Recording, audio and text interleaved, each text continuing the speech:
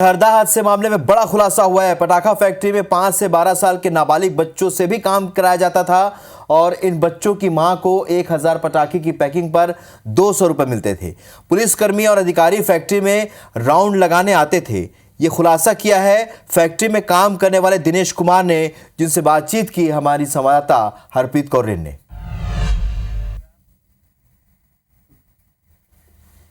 हरदा हादसे के बाद एक बड़े खुलासे हो रहे हैं। इस वक्त हमारे साथ मौजूद है दिनेश नाम का वो शख्स जिसकी बात सुनकर आप हैरान रह जाएंगे।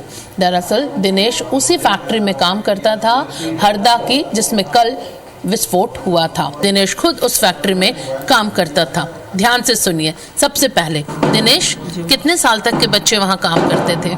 मैम 5 से स्टार्टिंग थे मैम। बच्चे छोटे छोटे थे, 5 साल के, 10 साल के, 12 साल के। फिर मैम भाइयाँ आती थी, बुजुर्ग आते थे, सब काम करते थे मैम।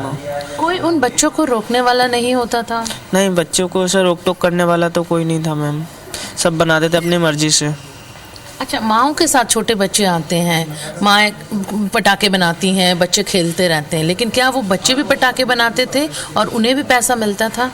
जी मैम, पैसा तो सिर्फ उनकी मम्मियों को दिया जाता था, पर वो भी बनाते थे पटाखे, हेल्प करवाते थे अपनी मम्मी की। कितनी संख्या रही होगी ऐसे बच्चों की दिनेश? बच्चों की मैम, जो हमारे मोहल्ले में से थे मैम, वो मिनिमम 10-15 बच्चे तो हमारे मोहल्ले के ही थे। फिर बाहर से भी आते थे।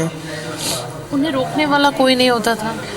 नहीं मैम, रोकने वाला अभी तक तो हमने किसी को देखा नहीं था। वहाँ पे हम 4 महीने से काम कर रहे हैं, बाकी मम्मी पहले से काम कर रही थी। हमने तो आज तक नहीं देखा कि कोई रोके उन्हें।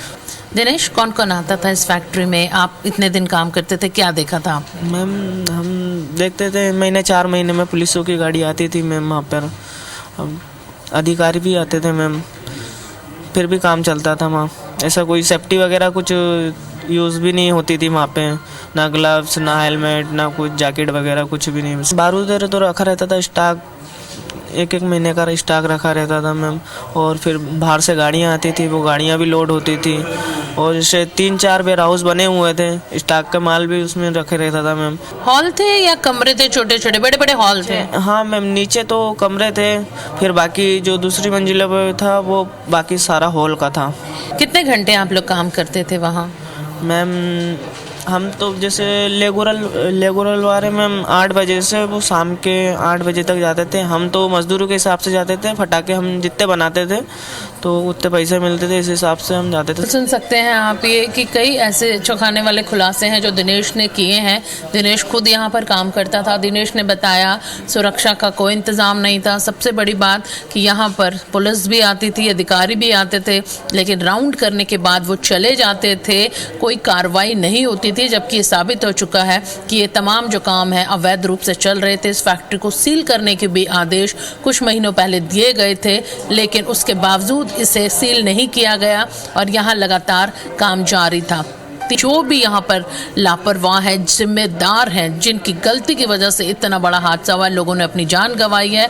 अब उन लोगों के परिजनों का यही कहना है कि इन लोगों पर, इन अधिकारियों पर हत्या का मामला दर्ज किया जाए। कैमरामैन संजय शुक्ला के साथ IBC 24 भोपाल से हरप्रीत कौर।